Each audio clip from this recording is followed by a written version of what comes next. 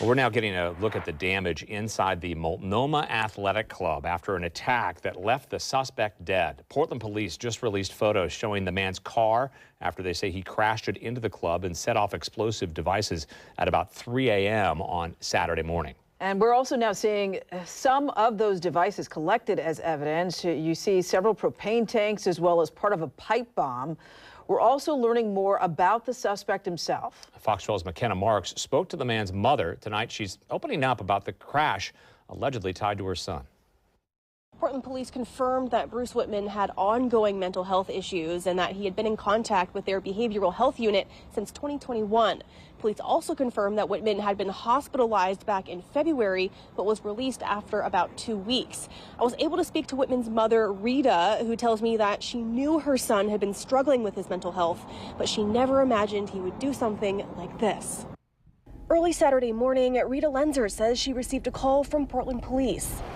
They believed her son, 49-year-old Bruce Whitman, was killed after he loaded his car with explosives and drove into the Multnomah Athletic Club. The incident happened around 3 o'clock Saturday morning, and no one else was hurt. Can't even fathom why or how he thought of doing this. I just don't understand. Lenzer says her son had been struggling with his mental health for years, but was seeking help and had multiple doctor's appointments scheduled over the coming days and weeks. Lenzer last spoke to her son on Friday, the day before the incident, and thought he was doing well. He just seemed fine. It just seemed like my son. Lenzer tells me her son worked as a bartender at the MAC about 10 years ago. Since then, she says Whitman, who was bipolar and schizophrenic, developed an angry obsession with another employee there. For whatever reason, he had an anger issue with and obsessed with getting back at them for something. According to new court documents, Whitman was accused of stalking a neighbor in 2021. In 2022, court documents show that PPB filed a red flag order and state that the court believed Whitman was at risk of hurting himself or others. Another red flag order was issued in February of 2026, and 2 guns were surrendered. And according to multiple letters from the MAC, Whitman previously harassed multiple members in public and at their homes.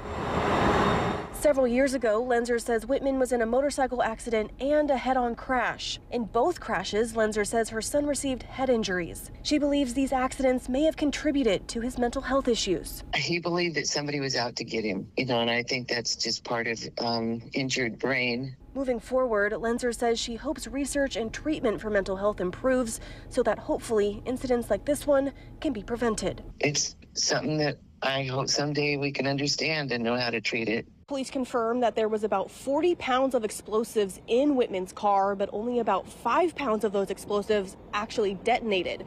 Police say it's very lucky that this incident wasn't any worse. Now, the MAC is still closed. On its website, it says they're dealing with considerable damage to part of the building, and they will stay closed until at least May 11th. For now, reporting from Southwest Portland, McKenna Marks, Fox 12 Oregon.